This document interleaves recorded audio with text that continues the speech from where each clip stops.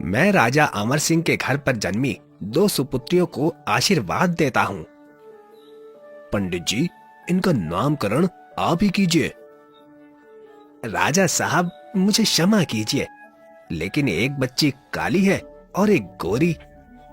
पंडित जी, आप जानते भी हैं कि राजकुमारी के ऊपर इस तरह की टिप्पणी करने का परिणाम क्या होगा। क्षमा चाहता हूँ, लेकिन आप स्वयं देखिए, जिस राजकुमारी का रंग सांवला है उसके मस्तक पर सूर्य का चिन्ह है। फिर इसका क्या अर्थ है? विनाश। क्या? हाँ, इसका अर्थ विनाश है। पंडित, शुभ शुभ बोलो। मैं इस बच्ची का नाम सिद्धि रख देता हूँ, और जो आपके लिए और इस राज्य के लिए सौभाग्यशाली है, मैं उसका नाम रिद्धि रख देता हूँ। रिद्धि और सिद्धि, वाह, बहुत अच्छे नाम है। पंडित जी, सिद्धि को कई वजह से जो परेशानी होने वाली है उसका कुछ उपाय बताइए। हाँ पंडित जी। महारानी ने जुड़वा बच्चों को जन्म दिया है, लेकिन उनके भाग्य में दोनों बच्चों का पालन पोषण नहीं लिखा है। मैं कुछ समझा नहीं। आपको सिद्धि को महल से बाहर निकालना होगा। ये क्या कह रहे हैं आप? पंडित जी, मैं अपनी बच्ची को बाहर कैसे निकाल सकती हूँ? जब ईश्वर ने ही आपकी दोनों बच्चियों में भेद करके भेजा है, एक को गोरी बनाया और एक को सांवली। महाराज, मैं अपनी दोनों बच्चियों को पालना चाहती हूँ। मेरा कार्य सिर्फ आपको इनका भाग्य बताना था, अब आगे आपकी इच्छा। हवन समाप्त हो गया। सभी अपने अपने घर चले गए। अपने कक्ष में रानी बहुत चिंतित बैठी हुई थी। क्या सोच रही हो? यही कि पंडित जी से कुंडली देखने में जरूरी कोई गलती हुई होगी। उम्मीद करते हैं कि ऐसा ही कुछ हो। मुझे भी अपनी दोनों बेटियां प्रिय है। रंग से कोई फर्क नहीं पड़ता। तभी बाहर से एक सैनिक आया।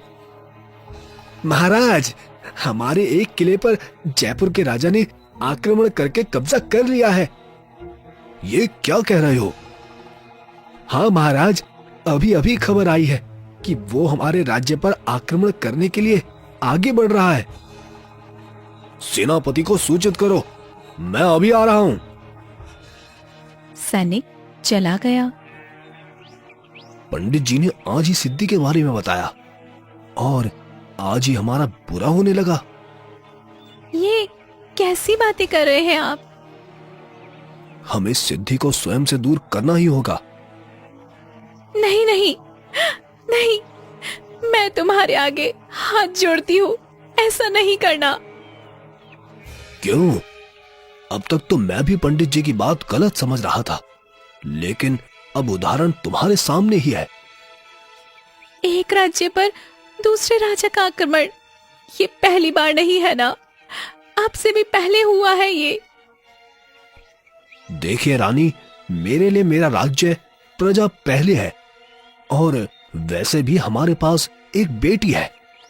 मैं जा रहा हूं। रानी ने बहुत विनती की, लेकिन राजा नहीं माना और भेष बदलकर रात के अंधेरे में बच्ची को उठाकर ले गया। बच्ची भी रो रही थी, लेकिन राजा का मन बहुत कठोर हो चुका था। वो एक जंगल से होते हुए नदी के किनारे पहुंचा और उसमें अपनी बेटी सिद्धि को बहा दिया। मुझे क्षमा करना बेटी, लेकिन जो राज्य के लिए सही था मैंने वही किया। वो वहां से चला गया। तभी एक नाविक उसे देख रहा था। उसने नदी में छलांग लगा दी और बच्ची को गोद में उठाकर पानी से बाहर आ गया। कौन दुष्ट व्यक्ति था जो इतनी प्यारी बच्ची को यहाँ छोड़ गया?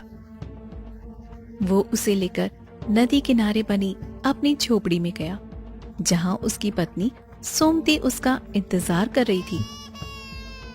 ये किसका बच्चा उठा लाए हो जी? कोई निर्दयी बाप था जो रात के अंधेरे में इस मासूम को नदी में बहा गया। तुमने बाहर क्यों निकाला? इतने वर्ष बाद भी ईश्वर ने हमें संतान नहीं दी। हाँ, ये काम तुमने अच्छा किया। इस बच्ची को अब माता पिता मिल गए और हमें संतान मिल गई। दोनों ने भगवान के सामने हाथ जोड़े। सोमती ने बच्ची को गोद में लिया तो उसके होश उड़ गए। तुमने अनर्थ कर दिया। क्या अनर्थ? अभी तो खुश हो रही थी, अब तुरंत क्या हो गया? तुम नहीं जानते हो ये बच्ची कौन है?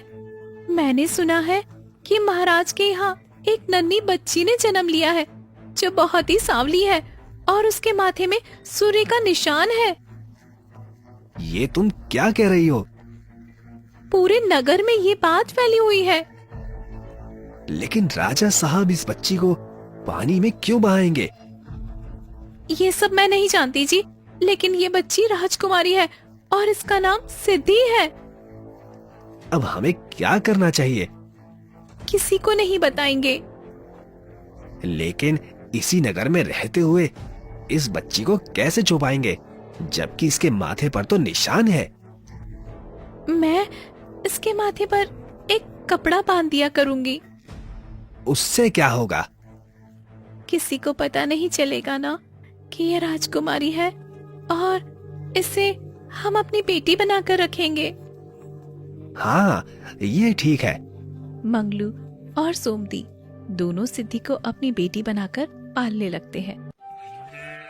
मंगलू नदी में मछली पकड़ रहा था। सिद्धि नाव में बैठी थी। बाबू, मैं नाव चलाकर ले जाऊंगी। नहीं बेटी, अभी तुझे चलानी नहीं आती है, इसलिए कहीं मत जाना। मुझे भी सिखाओ ना।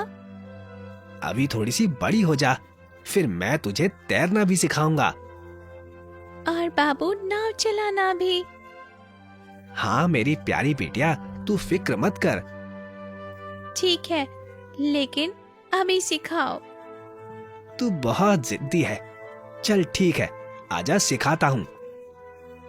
मंगलू ने सिद्धि को तैरना सिखाया और नाव चलाना भी। मंगलू और सोमती सिद्धि से बहुत प्रेम करते थे और उसका बहुत ध्यान भी रखते थे। दरवाजे पर कुछ सैनिकों के साथ आकर एक रथ रुका। उसमें से राजा नमन सिंह बाहर आ गया। हमसे कोई गलती हुई है क्या? नहीं नहीं, आप कैसी बातें कर रहे हैं? फिर आप कौन हैं? और ये सब सैनिकों के साथ हमारे यहाँ क्यों आए हैं? मैं राजगढ़ का राजा हूँ और मैं आपकी बेटी को बहुत पसंद करता हूँ। हमारी बेटी सिद्धि को? जी हाँ, मैं विवाह करना चाहता हूँ। इससे बड़ी हमारे लिए कोई खुशी नहीं होगी कि हमारी बेटी का विवाह आपके साथ होगा। मैं 8 दिन बाद आऊंगा, आप विवाह की तैयारी कर लीजिए। जी ठीक है। महाराज नमन सिंह वहां से चला गया। देखो, सिद्धि ने क्या किस्मत पाई है। उसके भाग्य में राजकुमारी बनना नहीं, बल्कि रानी बनना है। मैं भी इसकी बहुत चिंता करता था, लेकिन ये बहुत अच्छी बात है। मैं आज बहुत खुश हूँ। सिद्धि भी विवाह के लिए हाँ कर देती है और सभी बहुत खुश होते हैं। 8 दिन के बाद सिद्धि का विवाह राजा नमन सिंह के साथ हो जाता है। मंगलू और सोमती भी अब महल में रहते हैं। सिद्धि अब महारानी बन चुकी है और वो लोगों की मदद करती है। तुम मुझे खुश नजर नहीं आती हो। नहीं स्वामी, ऐसा कुछ नहीं है। मैंने जिस सिद्धि को नदी किनारे देखा था, तुम वो नहीं हो। स्वामी, आपने झोपड़ी से उठाकर महल में बिठा दिया, मुझे खुशी क्यों नहीं होगी। मैं तुमसे प्रेम करता हूँ, इसीलिए मैं तुम्हें उदास नहीं देख सकता। जानती हूँ स्वामी। फिर अपने उदास रहने का कारण भी बता दो। मुझे इतने बड़े महल में रहने की आदत नहीं है। मुझे उस नदी से एक लगाव है। मेरा मन वहीं लगता है। मैंने अपनी जिंदगी के 20 वर्ष वहीं पर बिताए हैं। मैं तुम्हें वापस उस झोपड़ी में तो नहीं भेज सकता, लेकिन तुम्हारे लिए उसी नदी के किनारे एक महल बनवा सकता हूँ। क्या? सच में? हाँ, जहाँ तुम खुश वहाँ मैं खुश। ठीक है। उस झोपड़ी को तोड़कर उसकी जगह एक महल बना देंगे। नहीं, उस झोपड़ी से हमारी बहुत सारी यादें हैं। उसे मत तोड़वाना। तुम सोच कर देखो, महल के सामने झोपड़ी, ये कैसा लगेगा? देखिए जी, आप कैसा भी लगे, लेकिन मैंने पूरा बचपन वहीं पर बिताया है। मेरे माता पिता ने बहुत मेहनत से उसे बनवाया था। ठीक है, मैं तुम्हारी ये बात भी मान लेता हूँ। ठीक है, आप जल्दी से उस नदी के किनारे एक सुंदर सा महल बनवा दीजिए। नमन ने अपने लोगों को आदेश दिया और काम शुरू हो गया और 1 साल बाद वहां महल बनकर तैयार हो गया। महारानी सिद्धि, जी स्वामी। तुमने जो मांगा था मैंने वो पूरा कर दिया है। मैं बहुत खुश हूँ। हम उसमें रहने कब जाएंगे? वो जगह दूसरे राज्य में है। हमने सिर्फ तुम्हारी इच्छा के लिए वहां महल बनवा दिया, लेकिन हमारा वहां जाकर रहना संभव नहीं है। स्वामी, ये आप कैसी बातें कर रहे हैं? जब रहना ही नहीं है तो फिर बनवाया ही क्यों?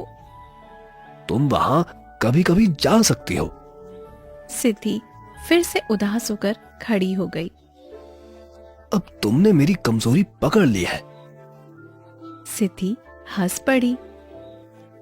ठीक है, अगर तुम नहीं मानती हो तो मैं तुम्हारे साथ अपने राज्य से दूर चलने के लिए भी तैयार हूँ। हम कब जाएंगे? कल सुबह ही हम वहां के लिए प्रस्थान करेंगे। महारानी सिद्धि बहुत खुश थी। अगली सुबह सभी लोग तैयार होकर रथ में सवार होकर अपने काफिले के साथ महल पहुंचे। वो बहुत सुंदर था और उसकी परछाई नदी में गिर रही थी। वाह, क्या कमाल हो गया!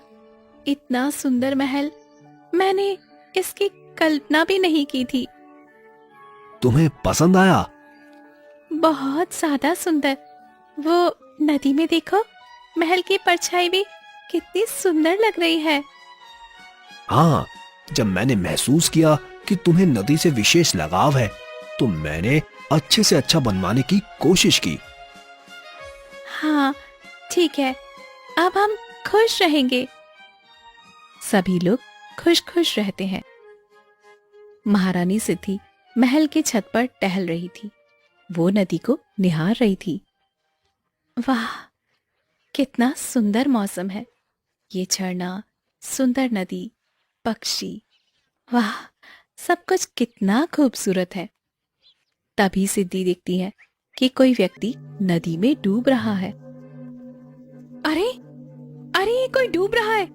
कोई बचाओ इन्हें। लेकिन महारानी सिद्धि की बात सुनने के लिए वहां पर कोई भी नहीं था।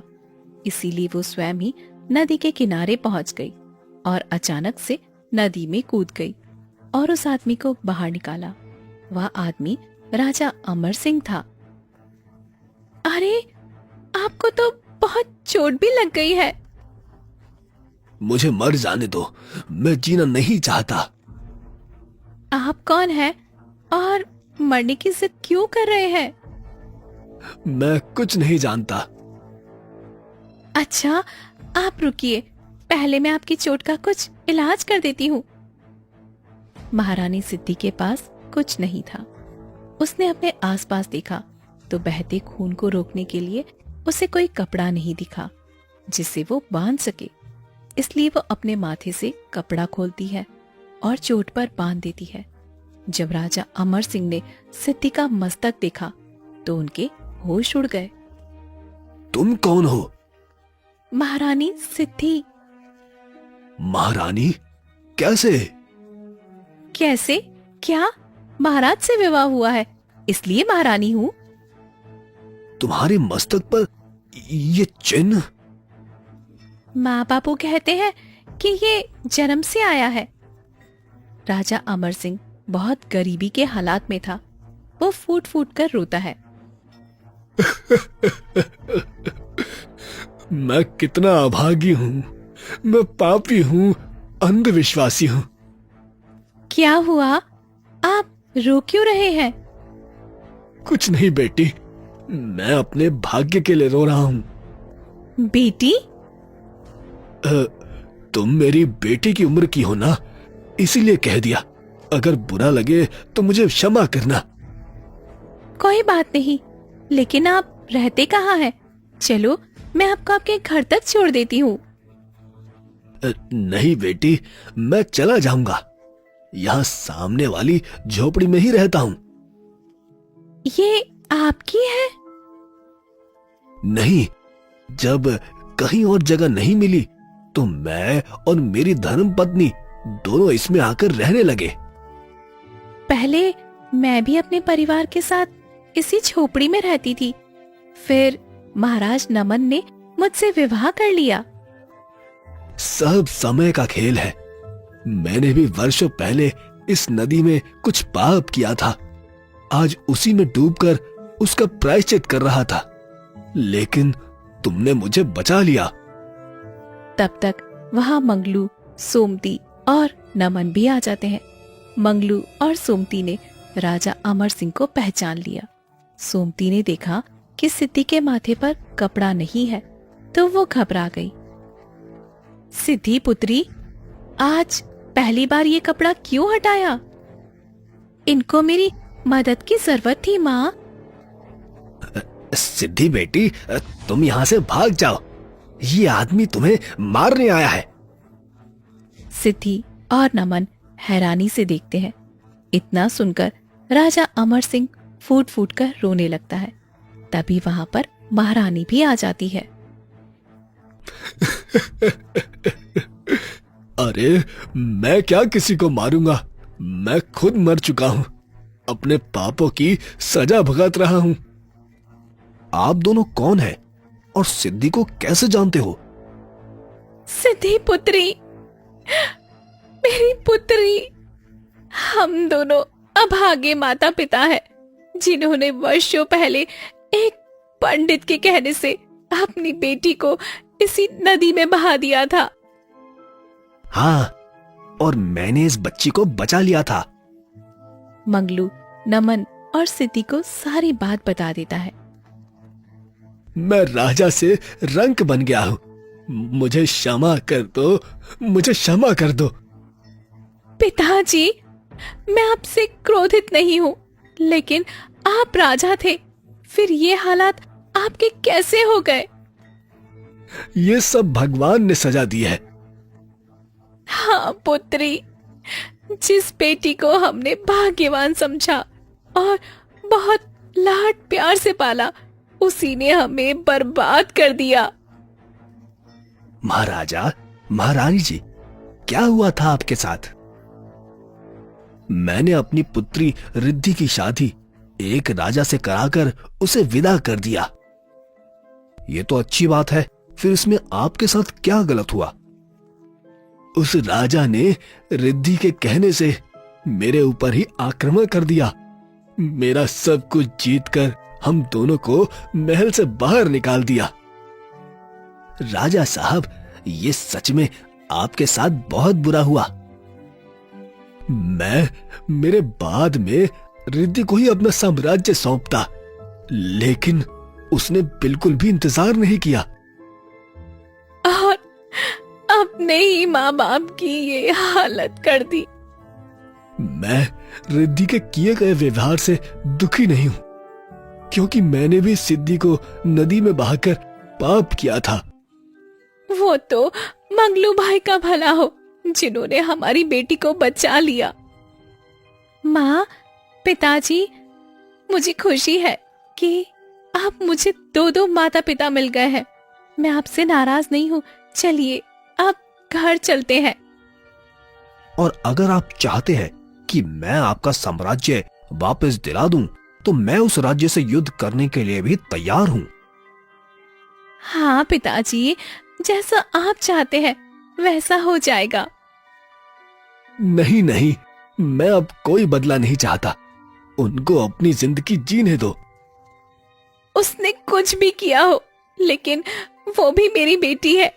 आप अपनी बेटी का घर बर्बाद नहीं कर सकते हैं।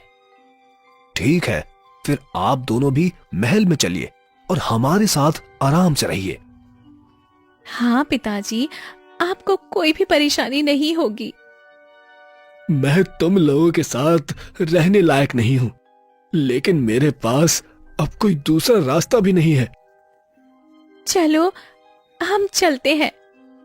सभी मिलकर महल में चले जाते हैं और सभी खुशी खुशी रहने लगते हैं।